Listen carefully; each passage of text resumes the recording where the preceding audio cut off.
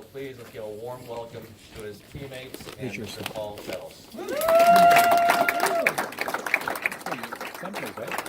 Thanks everybody for having me. He's here going to demonstrate. today. I do want to introduce my five players I've got here today because they're going to help us do some of the drills, which will be interesting to say the least. Indoors, on carpet, low ceiling, foam balls.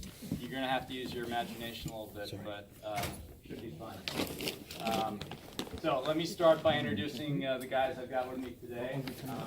Immediately to my left is Nikolai Parodi, and Nico's from the Washington, D.C. area. He's a junior. He's one of our NCAA singles finalists. So we're happy to have Nico here.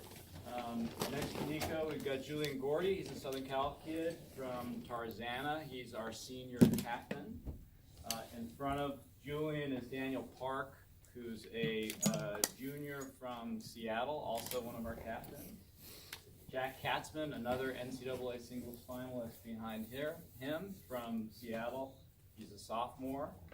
And then a real local boy, Robert Liu, from San Diego, sophomore, son of Solomon, who's doing all the videotaping over here with Solomon. So these guys are going to help me out. I thought what we do today is I want to show you 3 or 4 drills that we've done that are pretty new for us. We really started implementing them this year, which I hope you'll find helpful. And I hope the application is such that it's not just a team application, but it's also an individual application as well. So if you're working with, in a private lesson with somebody, you can implement some of these things and get some use out of it. But as I said, we're going to have to use our imagination to some extent in here. So I want to show you 3 or 4 drills. Conan also asked me to talk a little bit about UTR, University Tennis Rating. So I'm going to talk a little bit about that and the importance to us as a college tennis program, myself as a college tennis coach. And then finally a little bit just on building a team culture and some of the things that we do as a team, which I think, again, I hope will have some application for you who are working with private students, but also some people in the room who are working with teams can maybe implement some of the things that we do, because I think they've really been a huge help for us. And just one word before we get started with the drills, just on our connection to San Diego. I mean, this is really like a home away from home for us. We've started our last 2 seasons down here, actually at the Beach Club. We've retreated here and kind of done some of our team building and culture work just here at the club. So it's been great in that aspect. And then in terms of team personnel, we've got 2 players, Robert on our team currently from San Diego, Jake Williams, who went to Canyon Crest Academy up in Del Mar. He's on our team also, and a history of great players. Warren Wood was on our national championship winning team in 2015, won the Triple Crown team, singles and doubles NCAA.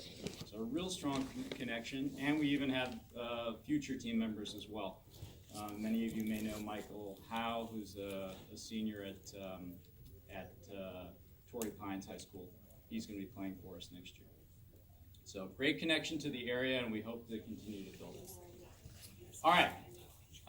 Enough of that. Let's get to some drills. So, who wants to step up and do the first drill? All right. Let's get the 2 captains. We'll get Julian and Daniel. So first drill, we've all done cross-court work, right? And we know how necessary it is. We know how important it is for development of players at all levels. But I wanted to take the classic kind of cross-court drill and make it, and add a twist to it and actually make it a little more dynamic. So we do a drill called the moving cross-court drill. I'm going to center it there. Good. And there's a couple variations to this drill. So what I have our guys do is I'll have them line up ad court to ad court initially. And what we do is we have one player feed down the line so that Daniel will feed this first ball, and Julian's going to have to move to the deuce court to retrieve it. So we start the drill with movement. Daniel then slides over to the deuce court, and they hit 2 balls back and forth. So 2 balls cross court, and then we play the point out. All right, so it's a twist on just a very classic cross court drill that just adds an element of movement to it. So why don't you guys see if you can do it? So 2 balls cross court, and then they play it out. All right. So when we're designing drills, you know, I'm looking either to build skill or to add a competitive element. And the great thing about the 3 or 4 drills that we'll show you today is you can do both. So we can just work on skills and just work on, hey, how long can we keep the rally going? Can we get to the point where we're hitting 2 cross court balls, then changing direction, building the point, constructing the point? Or we can say, hey, we're going to play this for 3 minutes, and whoever's got the most points wins and bumps up to the next court. Loser bumps down. So it's a nice combination of both. The second variation of this is we'll then move the players to the deuce court, right? And then same thing. Julian will feed down the line to the ad court. Daniel will move across. They'll play 2 balls cross court, and then play the point out. So when there's an opportunity to take advantage in the point, somebody will move forward and try to finish. All right, so that's kind of the basic moving cross-court drill. One thing that we did and we've been doing that for a couple of years now. This year we added a new twist to it where we bring one of the players forward. All right, so we'll have Daniel come forward. So now we do the same thing, but the net person begins the feed. And we play the drill the same way. So Daniel will feed to the deuce court. Julian will hit cross court. And Daniel will slide over and hit a volley back to him. All right? And the great thing about this drill is we work on control with the volleys. And it's a great application for both singles and doubles because Daniel gets to work on his poach move, which he always needs more work on. And they work on control to one another. And so you guys go ahead and demo that. So Daniel moves over, we play 2 balls there, and then anything goes after that. Julian can try to pass, lob, whatever he wants. Daniel can try to finish after making that first controlled, cooperative volley. Okay, and then we do the same thing. We'll have Daniel feed for a few minutes, then we'll bring Julian up, and we'll move Julian over to the deuce court, Daniel over to the deuce court, and Julian will feed to the ad court, so Daniel gets to move on his movement to the left. Julian slides over, play a volley there, and then play it out. So that's the moving cross court, both a back court and a one up, one back iteration on that. Next drill we do, let's get 2 more stags in here. Yeah. Yeah. How cooperative is the feed, and do you ever make it really challenging? So the problem we have, the one problem we have with this drill is if our players aren't feeling like they want to move a ton, they'll start creeping over, to start the drill. So my eyes are always like, hey, let's make sure we're truly in the corner, so we're really working on our movement there. I want the feed to be cooperative, but they have to really move to the ball. So that's really important. After that, it's kind of anything goes, especially in this one up, one back. If this guy wants to try to hit a cross-court winner, that's great. I want the net person to be over there and to be able to retrieve that ball and receive that ball. But the feed itself has to be, there's that fine tension, right, between cooperative but really making the guy work to get there. Make sense? Yep. Other questions on that one? All right, next drill. Let's have 2 more stags. Quick, we're on a time limit here. Can't go long. 11 o'clock. All right, so we got our 2 NCAA finalists. Nico, NCAA singles finalist. in 2017, Jack NCAA finalist in 2018. It's an added level of pressure on these guys to do it right. So this next drill, very simply, it's a one up, one back. We call it rip, dip, and lob, okay? So we'll have Nico go up. Nico feeds to Jack. Jack's gonna take the first ball and just rip it right at him, all right? Nico then volleys back, and Jack's gonna try to dip the second ball at his feet, okay? And then the third ball, Jack's gonna try to topspin lob over Nico's head. All right, obviously that's a hard one in here.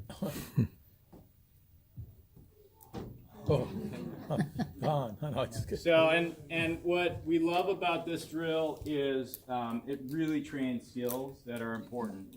Variety, we never see enough variety in our tennis players today, right? We do a lot of drills that train ripping the ball, but this just has one element of ripping. First ball ripped right back to Nico. Nico's gonna try to put a deep volley back.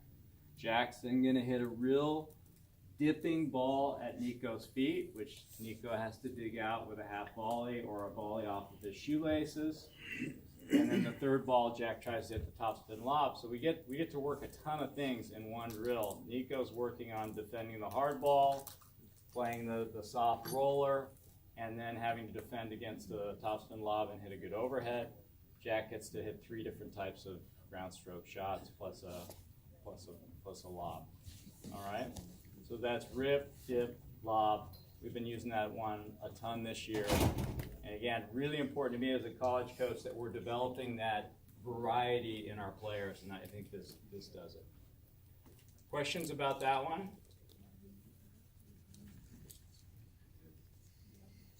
Okay, pretty simple. Now this next one, this next drill is a hard one in here. So you're really gonna have to use your imagination. The overhead. Nico begged me not to do this one. So let me explain this one, and you can use your imagination, and then I'll show you one other one that we've been doing that translates a little better into a ballroom on carpet with a mini tennis net. So years ago, I played here in the senior hardcourt father-son event in December with SC's coach Peter Smith. And we started warming up for a match that we were playing together, and he said, "Hey, we need to work on our lobs in the warm-up." And I was like, "I've never really worked on my lob other than like hitting lobs to you to hit overheads." And he said, "No, as a team, we work on lobs and overheads every single practice." And he showed me a couple drills, and I started thinking about it. And years later, it became very cute because I noticed our team was a horrible team in terms of hitting overheads. We just could not finish the ball. So I started thinking of different drills to try to develop the overhead skill. So this year we started using a drill which I don't have a great name for it, but it's a 2 overhead drill. We call it an overhead approach drill. And one player starts with a deep feed of a lob that's close to the baseline, and we want the other player to receive that lob with kind of a 3/4 paced overhead deep in the court, and we use that as an approach shot. All right, so we're bouncing an overhead 3/4 pace, come in, and then this player, Nico, on this side would receive that overhead approach and hit another difficult lob that Jack would have to hit out of the air. So you get to hit 2 different types of overhead. One's more of a controlled overhead approach that's bounced, and the second one is out of the air that you're trying to finish, which is always going to be in a different position, right? Sometimes Nico's lob's going to be great. It's going to be a deep overhead that you have to hit. Other times it's going to be short on top of the net. You got to move forward, really use your feet and try to finish. So as I said, difficult one in here with the lob and the low ceiling, but a drill that I think has really helped us with our overhead skills, and has been really, really important. All right, questions about that one? Okay. Question? Yes. The at the 3/4 overhead you were talking about, Yeah. do you promote the swinging volley there, or? No, I want it to be an overhead. Once I want it to be, I just think behind us. the second shot out of the air, Mhm. that can be a swinger. Sometimes we'll kind of change things up and call a swinger on the second ball, but the first one that bounces, Okay. we want that to be a true overhead. And it's also, understand, it's also great practice for the guy who's feeding that ball, just to have the variety to hit, to hit a high defensive sort of lob close to the baseline. Another shot that I don't think gets practiced nearly enough. All of our guys are great hitting top spin lobs, but the defensive lob, we don't see that much anymore, and this is good skill practice for that. Yeah. Other questions?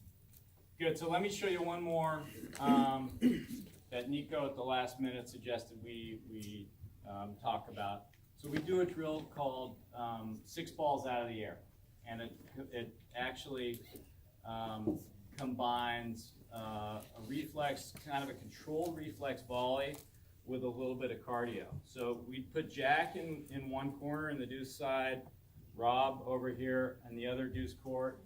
All right, and we tell them they've got to hit the ball in the air, baseline to baseline, move forward constantly. So we're constantly closing, and we're playing the point out until somebody finishes. And the idea is we would get them as close to the net as possible until the point is finished. So you guys, why don't you do that?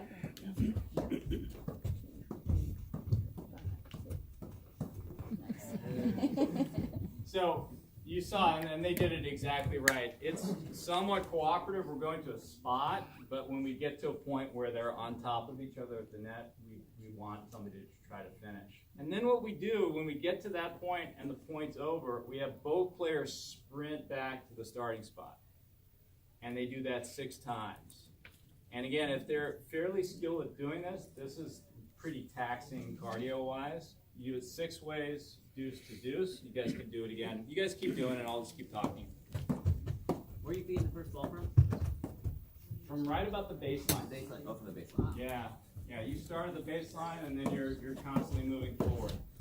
So we do 6 that way, and then it's a sprint back. We do 6 from ad to ad, and then we do 6 up the middle.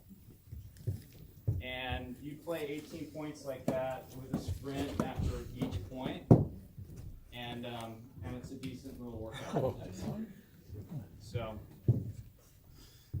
all right, so that's it. You guys did great. Let's give a hand to our.